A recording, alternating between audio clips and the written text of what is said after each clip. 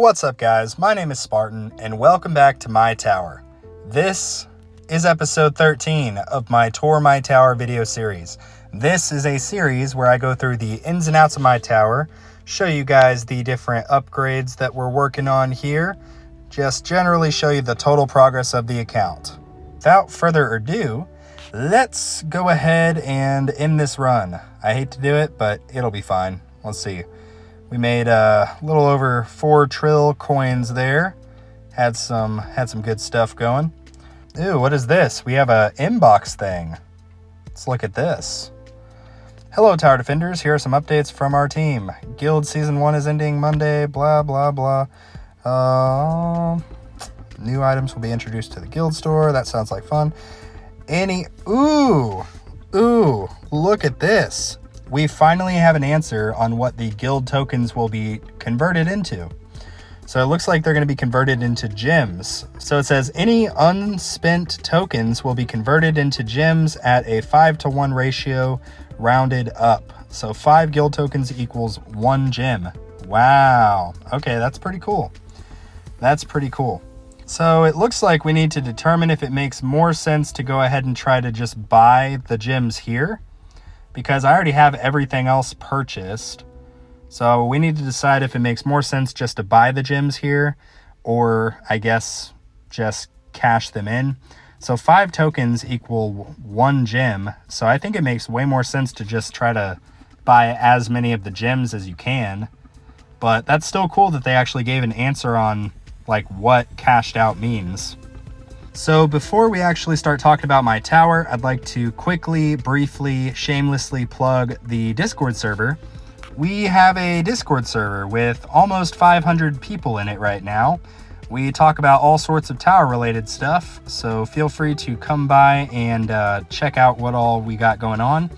We've got voice channels, we've got text channels, we've got useful links with a whole bunch of different tower related resources. All free to you. All that you have to do is join through the link in the description completely for free. So yeah, now that's out of the way, let's go back to the tower. Hey, we're back at the tower. Let's go ahead and talk about my stats page, because for some reason, every time I record one of these videos, I forget to do my stats page until halfway through the video. So we started July 28th of last year. We currently are just over 700 trillion lifetime earned coins. Very, very happy with the progress we've been making, and I feel like I say that pretty often here, but that's because it's true. I mean, this game is a grind and it never ends, and we're always making more progress. But let's go ahead and just talk about the thing that I am absolutely the most excited about. So we'll go into the workshop for that first, and we'll just briefly look through all this. Nothing's changed here. Nothing's really changed here. Nothing's changed here, I think. Enhancements. I have slowly been bringing up my damage related stuff for tournaments, because I've heard that in order to actually make it in Legends League, I effectively need to start thinking about transitioning to a glass cannon build, because my damage, as you guys know, has severely been lacking. But my EHP stuff is pretty decent. I really just need to work on my damage. So I've been working on crit factor enhancements, damage enhancements, super crit factor. Really anything that will make my chain lightning do more damage is what I've been working on. Speaking of ultimate weapons, you guys just let me know when you notice it. We now have our 7th, that's right, 7th ultimate weapon. And that is Chrono Field. So if it'll open, there we go. We now have Chrono Field unlocked. So I'm super excited about that. I will be honest, I have been torn for pretty much the past like 2 or 3 weeks now on whether I should try to get Chrono Field or Inner Landmines. And it came down to essentially 2 different things. It came down to which I think would be the better longer term investment, because if you guys are unaware, Inner Landmines is really great. It allows you to stun the bosses, and it's really just a great tool for crowd control. And that would be great for me, considering now I am pretty much getting up to Legends League and trying to figure out how to stay there. So Inner Landmines would have been a very cost-effective kind of choice for me in terms of like how quickly the ultimate weapon becomes useful, compared to Chrono Field, which may be more effective for other parts of the game as well, but require a lot more sort of investment to really make it effective. Because Chrono Field really becomes the most effective once you pretty much get permanent Chrono Field, and I am far off from that. But we're going to slowly just start dwindling down this cooldown here with our tournament rewards, and also upping the duration until we effectively get it to permanent. And then once we do that, we'll probably either start working more on Chain Lightning to keep getting it beefier, or maybe consider getting inner landmines. So lots of choices here, so I'm super, super excited. I've heard that the first thing that you should do when you unlock Chrono Field is pretty much permanently lab the Chrono Field Duration lab. So that is what I am doing right now. I have 16 levels in it, and I believe that it has a total of 30 levels. And I've been told through people that are much smarter than me that this lab in particular is one of the longest labs in the game. It just takes absolutely forever. Maybe not the longest in the game, but just that I should expect to easily spend about 3 or 4 months doing this. So, and that is not factoring in any kind of gym rushes that I do. And I did quite a few of the very early levels just to kind of knock them out. But unfortunately, my gyms, as you guys know, have been a struggle on this account. So probably not going to be rushing any of these. I have some other goals that I'm going to touch on in a little bit. But now that we're in labs, let's just go ahead and briefly talk about it. Obviously, you guys already know. I don't even need to say it, but I'm going to for those of you that may be new. Lab 1 will forever be dedicated to lab speed until it is 100% maxed. And I'm not going to really dive into the reasons for why I'm doing that. Just trust the process. Lab speed is going to be significantly beneficial to me, especially as I keep getting upgrades like Chrono Field Duration that I need to try to get done ASAP. And obviously, the higher my lab speed is, the lower the rest of my cooldowns will be. So that's why I am perma-maxing lab speed. Lab 2, for the meantime, is going to permanently be allocated to Chrono Field Duration until it is maxed. And my lab 3 through 5 are basically going to be kind of floating labs, mostly focused around damage related stuff. So you can see right now I'm knocking out some of the pretty early levels of super crit, multiplier, and chance, as well as I'm trying to get some more levels into my damage. Because pretty much really the biggest thing for me is going to be figuring out how to get more damage so that I can survive longer in tournaments, which is why I'm currently just trying to run damage stuff.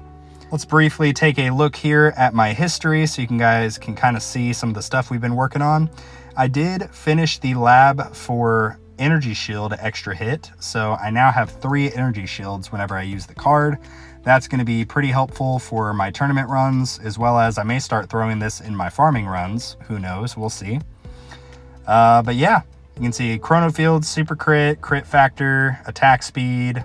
Lots and lots of interesting stuff in here that we've been working on that I feel like will definitely be to my benefit for the upcoming battle of trying to figure out how to stay in Legends League. Because I no longer just wanted to get to Legends. Oh no, I want to stay in Legends. So we will slowly try to figure that out. And speaking of Legends League, let's just briefly look at my history so you guys can kind of see the progress we've been making. The tournament stream that I did about a week ago, I think, whenever I actually got to Legends League, that was in Champions. I got rank 3 at 1172 waves. So I then got max wave 150 and finished at rank 27 in Legends, got kicked back down to Champions League, and this past tournament when I streamed, I did 1268 waves and placed rank 2. So we are making quite a bit of progress here. And again, I think that the main reason for that is because of the pivot that I made, predominantly with converting my labs to damage versus EHP and econ stuff. I think that is why I've been able to see so much progress here. But yeah, my goal for this next tournament is going to be to, at a minimum, hopefully match what I made this past tournament whenever I was in Legends League. So I'm gonna aim for 150, and anything after that is just icing on the cake. But let's briefly here talk about my cards, because this is actually where I'm planning on spending most of my gems. So in terms of cards, I would love to get more card slots, but for the meantime, I think my goal is to try to max all of my epic cards. And there's a few reasons for that. First and foremost is once I max all of these, I won't have to worry about the event mission anymore. I will basically just get to instantly collect those medals, and it's going to be awesome. Also, it will just free up the ability for me to start focusing on getting more card slots. I think a good place I'd like to get to is around 17 or 18, and then I may pivot and start working on modules and try to get a couple of these ancestral. Now let's briefly touch on modules. Again, not much has really changed with my modules, other than I have done a little bit with the various effects. Like, I changed my galaxy compressor effects, I got a mythic cash bonus, so decently happy with that, as well as I got an epic package chance. But yeah, last thing we will kind of touch on here is let's go ahead and look at the guild. Shout out to This Is Sparta. We have been absolutely killing it. So it's been kind of a grind here, but we already have the 100 chest here, so I feel really good about that. So in terms of what I'm going to spend my bits on, I'm really debating between saving up for another slot or starting to work on the attack one, because I've been using that for tournaments. So we'll kind of see what I decide there. But I think for the meantime, I'm just going to kind of keep saving up. But yeah, that is basically going to wrap up today's video. Thank you guys for all the support on my most recent Blender video that I made. I did have a little mishap in there. I found out after I made the video that the orb speed lab actually does affect both the workshop orbs and the extra orbs card. So I had a slight misspeak there. Shout out to whoever it was who kind of let me know about that. Like I mentioned in all my videos, I'm not by any means an expert. I'm just a dude playing this game, trying to spread semi-good information, but ultimately I'm just learning just like everybody else. Likewise, I will most likely be doing a tournament stream here on Wednesday for my Legends League tournament, and I will hopefully let you guys know when that's going to be and schedule it out ahead of time. Feel free to pop in there and watch me just get absolutely murdered. Should be a good time.